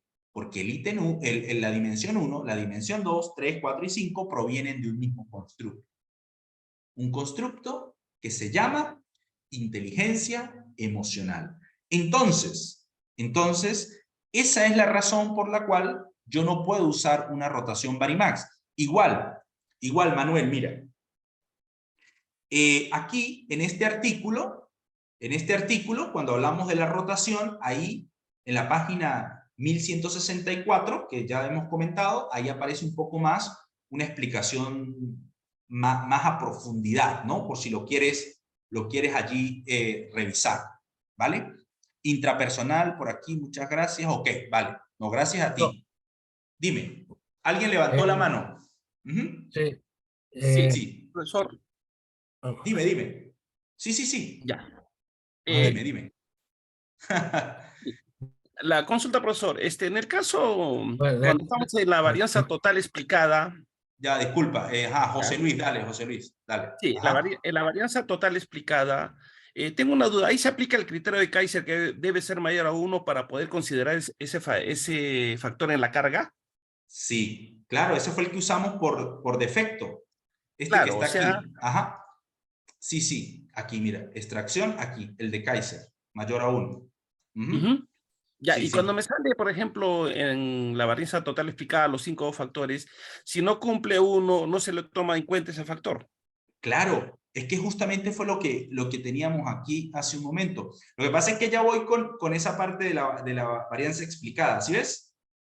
¿Listo? Ya voy para allá con esa explicación. Entonces, voy a duplicar esto que está aquí, lo voy a duplicar, voy a quitar esto que está aquí, voy a quitar esto que está aquí, que realmente eso no es necesario reportarlo. Ahora, nos queda pendiente la varianza explicada. Dime. Un comentario. Por ejemplo, aquí en las dimensiones del constructo, nos damos cuenta que aquí el software está de alguna manera explorando las posibles relaciones con las características que tienen dimensiones de nuestro constructo. Ahí no está no está confirmando, solamente explora. Así Pero es. por eso es la importancia por ejemplo, si tuviéramos aquí solamente los datos, los ítems, y tuviéramos las dimensiones bien desarrolladas, bien formuladas, encontraríamos esa falta de congruencia, porque el software nos lo está dando. Claro. En todo caso, sí, mira, si tú tienes bien consensuada las dimensiones con sus ítems, no tendrías que hacer un exploratorio. Tendrías que hacer un confirmatorio, que ese es el que vamos a hacer la próxima sesión. Exactamente, porque ahí está la importancia de definir bien nuestro constructo. Es Tal decir, cual. no basarnos solamente en la herramienta del software. SPT, O cualquier software. de cualquier software, sino Así es. revisar bien la teoría para tener bien las dimensiones, y aquí en este caso sería confirmar, es decir, aquí a través del análisis factorial confirmatorio nos damos cuenta que nuestra dimensión está mal desarrollada, nuestro constructo, Así es. porque el ítem, lo que está haciendo el ítem es un puente. El ítem Así es un es. puente entre la evidencia empírica y la teoría. Así es. Entonces estamos ahí, por eso no hay como usted decía, que hay ese vínculo entre el ítem y la dimensión. Sí. O sea, está muy claro. Mira, lo que tú acabaste de decir, yo lo voy a recapitular aquí para que ustedes se den cuenta de esto. Miren, muchachos. ¿Qué dice aquí? Validez. ¿Qué dice aquí? El grado en que la evidencia y la teoría. ¿Sí se dan cuenta? Eso no es improvisado. ¿Ven? Entonces, para que vean que todo eso va teniendo una lógica importante. Ahora, me falta incluir aquí este punto de la varianza explicada. Por favor, no se preocupen ahorita, porque ustedes pueden decir, bueno, Raúl, ¿y cómo reporto yo eso para un artículo, para una tesis? No se preocupen, porque en la última sesión nos vamos a encargar de reportar esto, de construir una tablita, de cómo sería una manera adecuada de reportar. Ahorita estamos mirando los resultados, tratar de entender esto. Ya después que entendemos, nos enfocamos en hacer cómo vamos a reportar esto. ¿Vale? Aquí hay unas manos alzadas. A ver, dale, Pedro Pablo, por favor, coméntame. Bien, una consulta. ¿Qué sucede si en este conjunto de ítems aparecen 2 o 3 que no se deben considerar? No, el programa no considera de repente otra dimensión más, podría ser de repente 6 dimensiones en este caso. Sí, puede ser. Ahora, puede ser. Ahora, gracias por ese punto, porque me da pie a la siguiente recomendación también. Y es que si tú encuentras una dimensión, suponte como dijo nuestro compañero Pablo, Pedro Pablo, nuestro compañero Pedro Pablo dijo, bueno, ¿y si salen 6 dimensiones? Bueno, pueden salir 6 dimensiones, pero la pregunta es, ¿cuál es el número mínimo de ítems que debe contener una dimensión para considerarse dimensión y que sea digna de revisar? Mínimo debe tener 3 o 4. Mínimo. ¿Qué quiere decir esto, muchachos? Que si aparece una dimensión 6 con un ítem, sencillamente lo que estás diciendo que ese ítem es solo, que ese ítem no tiene nada que ver con el resto. Y lo más probable, cuando tú conscientemente lo leas, lo revises, es que lo tengas que suprimir. Bien, suprimir es eliminar. ¿Listo, Pedro Pablo? ¿Vale? Muy bien, muy bien. Ojo. Y yo vuelvo e insisto, esto no lo estoy diciendo yo, ¿no? Esto está documentado aquí en varios textos, pero a mí me gusta mucho porque te da buenas prácticas, Y esto es un libro del 2019, ¿no? No es un libro viejo, es un libro bastante actual. Listo. Reinel. Profesor, Dime. una pregunta. Usted mostró con R una curva cóncava que más o menos explica el número de factores ideales, pero también creo que esa curva se puede obtener con el SPSS. Sí, claro. Mira, eso es lo que se conoce como un gráfico de sedimentación, pero realmente, ya va. Mira, lo que nuestro compañero nos está preguntando aquí es esto, ¿no? Y que yo no lo mostré, pues, porque eso realmente no es, digamos, necesario, ¿no? Fíjese, nuestro compañero, aquí en esta primera parte, para determinar el número de factores, R hace una especie de simulación. Y aquí te lo pone en este script plot, ¿no? Pero SPSS tiene uno que se llama aquí. ¿Dónde está? Gráfico de sedimentación. Miren, muchachos, extracción, gráfico de sedimentación, que es un poco lo mismo. Mira, tú marcas esto, le das continuar y le das aceptar. Cuando haces eso, esperemos que haga la cuenta, porque aquí está como que haciendo la cuenta. Aquí dice está en ejecución, ¿no? Y sí, listo, ya ejecutó. Mira, aquí está el grafiquito. Ese. Es más o menos lo mismo. Y digamos, esto tiene que ver, esto le llaman el gráfico del codo, ¿no? El gráfico del codo. Pero mira, aquí está el autovalor 1. ¿Cuántos factores quedan por detrás o por encima? 1, 2, 3, 4, 5. Básicamente lo mismo. Pero insisto, esto que te está dando aquí, esto que te está dando en este gráfico, es lo mismo que te dio aquí. Por eso yo les digo que no es necesario explorar ese gráfico. ¿Listo, muchachos? A ver, a ver. Reynel, ¿de acuerdo? Reynel. Ya pregunté, profesor, gracias. Ah, vale. No, pero que si está de acuerdo con lo que te dijo. Sí. Vale, muy bien. Ok, vale, viene Henry para pasar a lo que me... Pedro Pablo, si quieres baja la mano, igual por favor Reynel, para no confundirme aquí yo. Ajá, Ok, vale. profe, una Dale. consulta. Dime, Henry. Una consulta. Mire, yo tengo un instrumento para medir el desempeño laboral Ok. de un docente, ¿no? Sí. Desempeño laboral de un docente. Sí, Entonces, sí. este instrumento, hay un enfoque que es de 360 grados.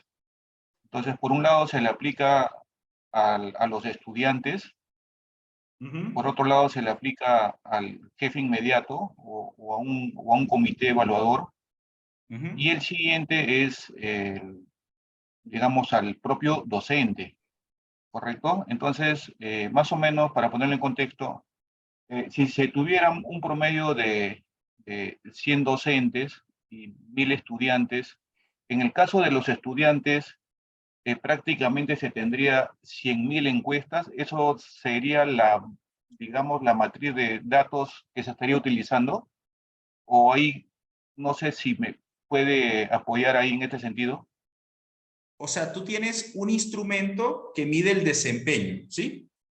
Ese instrumento... En sí, son 3 instrumentos, ¿no? Uno para estudiantes, otro para docentes, propiamente dicho, y otro para jefe inmediato, digamos, el director de escuela, o para el decano, digamos.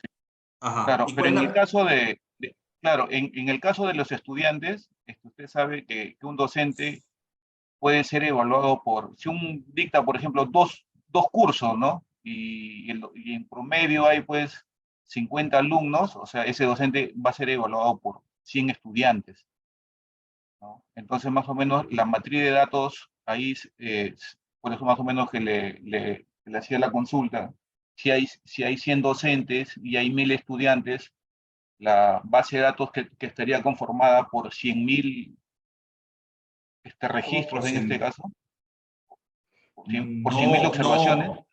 No. Mira, lo que pasa es que recuerda que tú tendrías que... Aquí tienes que mirar cómo es que estás evaluando. Por ejemplo, tú puedes evaluar al docente, supongo yo que es lo que estás pensando, evaluar al docente visto desde lo que el estudiante percibe. ¿Sí o no? Exacto, correcto. Ok, bueno, entonces, insisto con esto. Si tú estás configurando un instrumento para medir eso, pues entonces sencillamente tú puedes levantar varias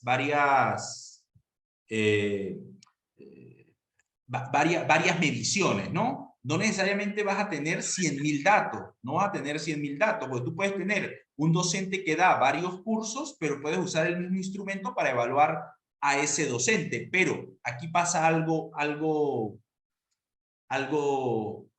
diferenciador, y es que no puedes enfocar a un solo docente, porque entonces el objeto sería el docente ese en particular. Tú tendrías que usar el instrumento es para evaluar a los docentes, no al docente. ¿Sí lo ves? Sí, justamente esa parte es cómo se plantearía la matriz de datos, ¿no? En este caso, ¿no? O sea, normal. Que las filas es por estudiante, entonces, que las observaciones serían por estudiante. Claro. Correcto, pero que la fila por estudiante, pero se tendría que colocar una columna, ¿no? Para identificar a qué docente corresponde. ¿Es así? Y solamente trabajaría con las preguntas.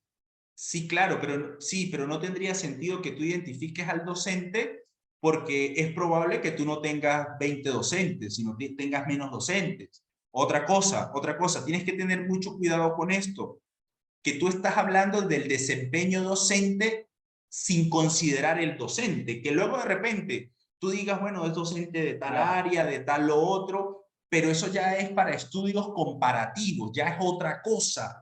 Evaluar el instrumento, tú no le puedes poner, o sea, para evaluar el instrumento, no puedes decir si es este, si es el profesor este, si es el otro profesor. Sencillamente construir un instrumento que te permita medir el desempeño docente a nivel general, sin importar el área, sin importar... ¿Listo? No, sí, en este caso sí se entiende, ¿no? Pero entonces, Ok. que si usted me dice, que me indica Ujú.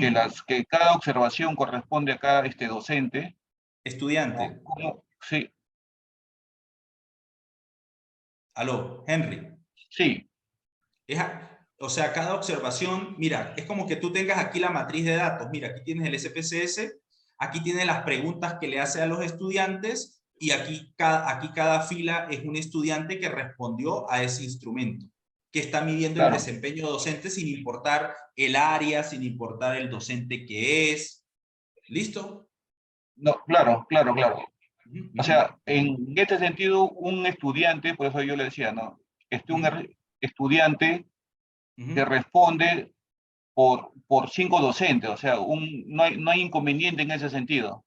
Que el estudiante que responda 5 veces la encuesta que son correspondientes a cada uno de los docentes, ¿no? A eso iba, profesor. No, es que no tiene sentido, no tiene sentido.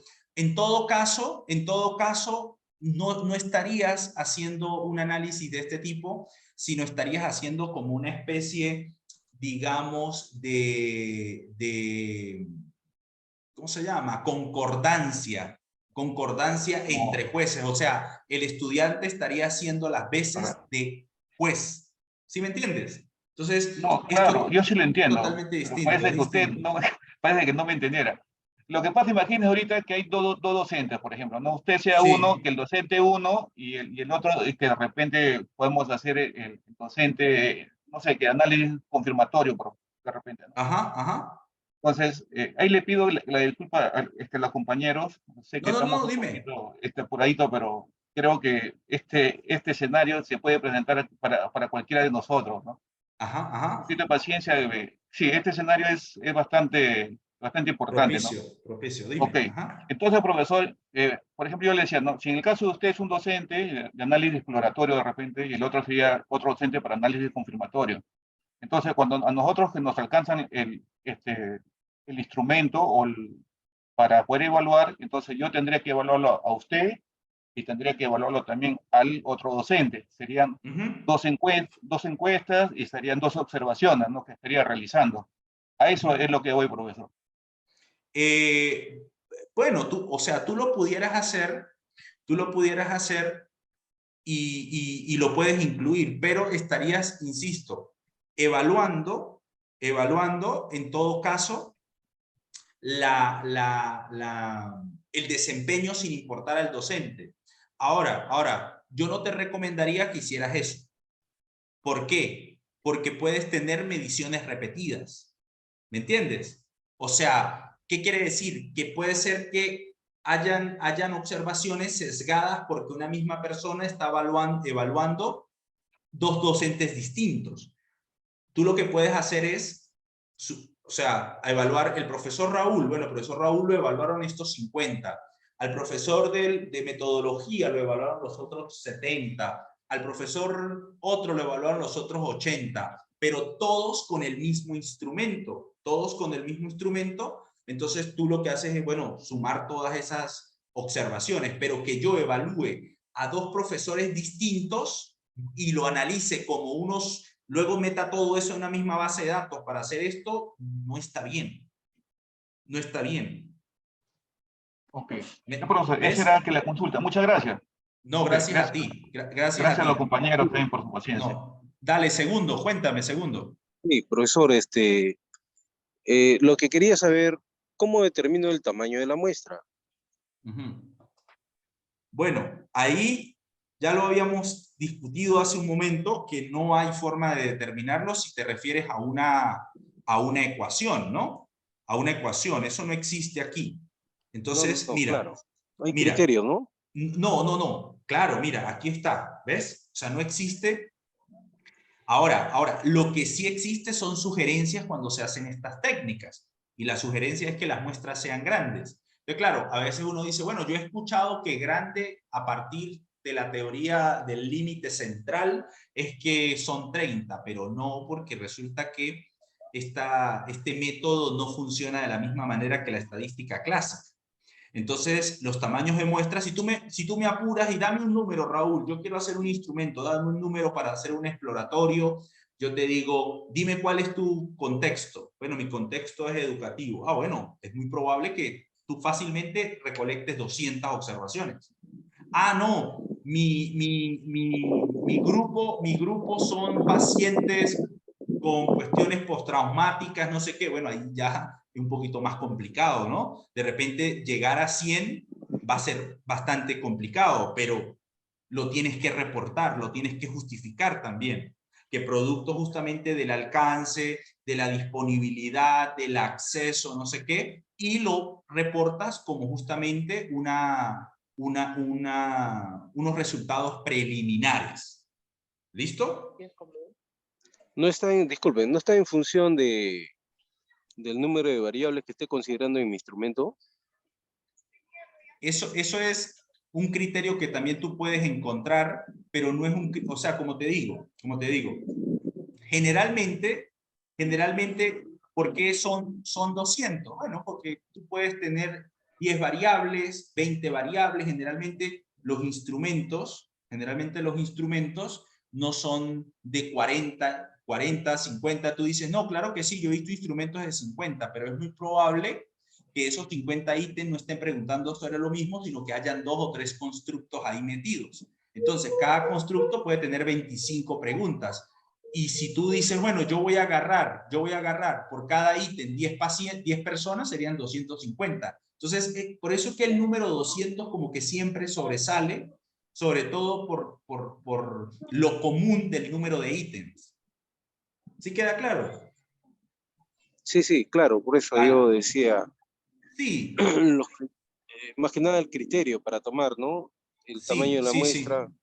Claro, yo había leído pero algunos artículos que recomendaban 10, por ejemplo, ¿no? sí, 10 por cada Otros, ítem. 20, por otros cada 20, ítem. ¿no? Otros 20. Otros recomiendan Claro. 5, otros recomiendan 5. Hasta pero 5, ¿no? Claro, pero yo te digo, si tú tienes 10 variables, ¿cuántos, y tú usas el criterio de 5, ¿cuántas observaciones son? ¿Te das cuenta?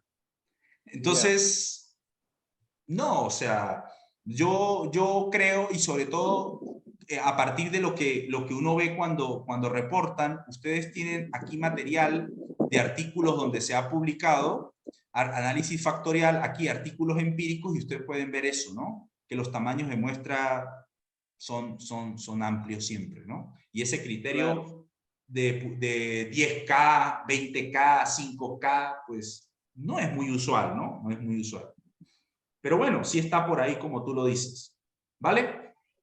Muy bien. Ok, vale, gracias a ti. Bueno, muchachos, mire, para finalizar ya la clase de hoy, la varianza explicada, lo que decía por ahí un compañero ahora.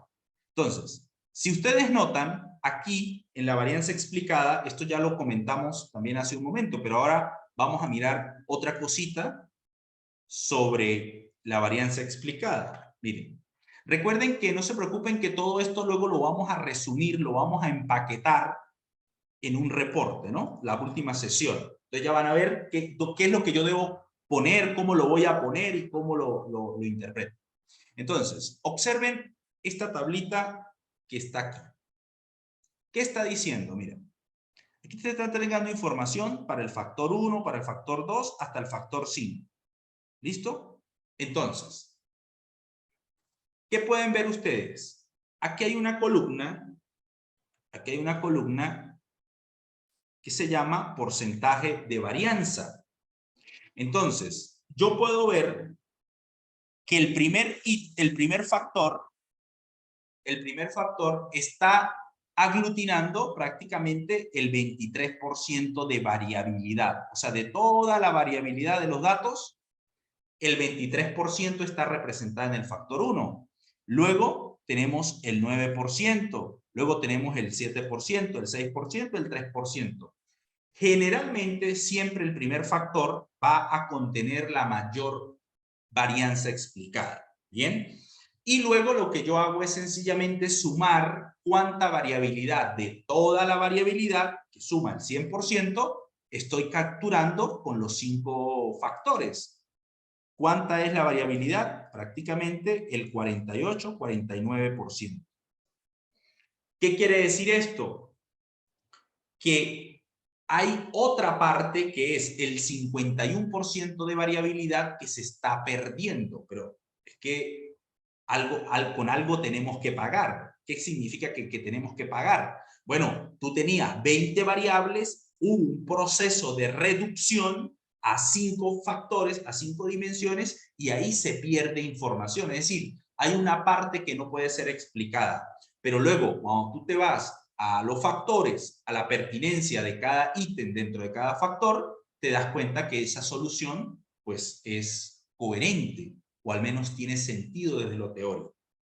¿Sí queda claro? De todas maneras, esto lo vamos a, insisto, a meter en una tablita luego en la última sesión para poder mirar.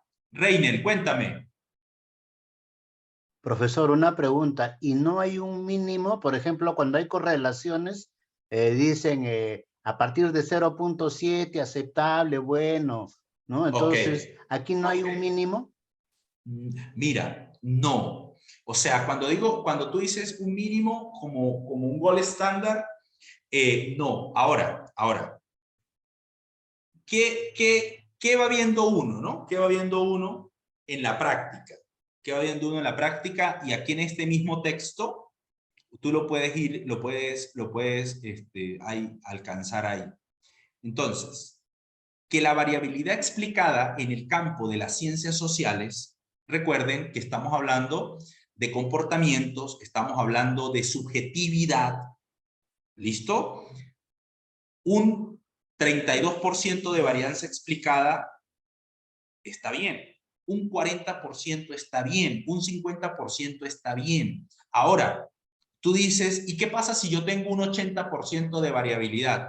Pues es muy probable que tú logres eso cuando estás usando un instrumento que ya está bien calibrado. Por ejemplo, tú agarras el Burnout de Maslach y es probable que obtengas un porcentaje de variabilidad elevado. ¿Por qué? Bueno, porque los ítems ya han sido bien calibrados. ¿Qué significa bien calibrados? Que como ha sido un instrumento que ha tenido mejoras, ha tenido evolución, ha tenido cambios, entonces cada uno de los ítems ha tenido una mejor perfilación. Por tanto, la solución va a ser mucho más potente. Pero insisto, en estos contextos donde tú no tienes nada de por medio, una variabilidad de un 40% es bastante. Es bastante. Insisto, en esta parte del texto lo pueden mirar allí, ¿no? Lo pueden mirar allí. Listo. Vale, muchachos, no sé si hay allí alguna otra pregunta, algún otro comentario. Y ya básicamente de esto es lo que se trata, el análisis factorial exploratorio. Insisto, repliquen esto con los datos que tienen ahí, traten de hacerlo viendo el video, algunos datos que ustedes tengan y darle un sentido. Ajá, dime. El video lo va mañana, mañana, sí, mañana aparece. Dime. No, yo no he podido bajar el software, el SPC, ese. No sé. Aquí está el software, mira. Sí, aquí pero está. no lo puedo bajar porque me marca una RR, algo así, ¿qué será una cuestión que tengo yo de mi computadora? Posiblemente, como yo les comenté, mira, mañana me pasas un capture de qué es lo que te está saliendo y ahí miramos cómo resolvemos eso. ¿Vale? Bueno, gracias. Listo. Gracias a ti. Bueno, muchachos, ya mañana aparecerá aquí la grabación. ¿Qué es la sugerencia que yo les doy? Bueno, traten de replicar esto con sus datos o con la misma base, ir mirando el video, ir haciendo. En principio se trata de eso, ¿no? De ir mirando, ir haciendo, pero darse cuenta que hay un sentido detrás de todo esto. Ya cómo reportarlo, ya cómo me lo llevo yo para ponerlo en mi tesis, para ponerlo en mi artículo, para ponerlo en donde lo quiera poner, y que toda la información esté condensadita en una tabla, todo bien bonito, que cualquiera lo lea rápidamente. Eso lo hacemos al final del curso, que es la sesión número 4. ¿Vale, muchachos? Gracias. Gracias a ustedes. Gracias, maestro. No, gracias a ustedes. Si no hay ninguna otra pregunta por ahí, pues lo dejamos hasta aquí y nos vemos la próxima sesión. Feliz noche, que descansen. Gonzalo, ¿quieres? Gracias. Hasta luego. Vale, hasta luego. Hasta el próximo jueves, ¿no? Hasta el jueves. Sí, hasta el jueves, esta semana. ¿Ah? Bueno, hasta luego, que estén bien. Pasado mañana. Sí, pasado mañana. Perfecto. Que estén bien. Chao. Ya, gracias. Buenas noches. Buenas noches. Buenas noches.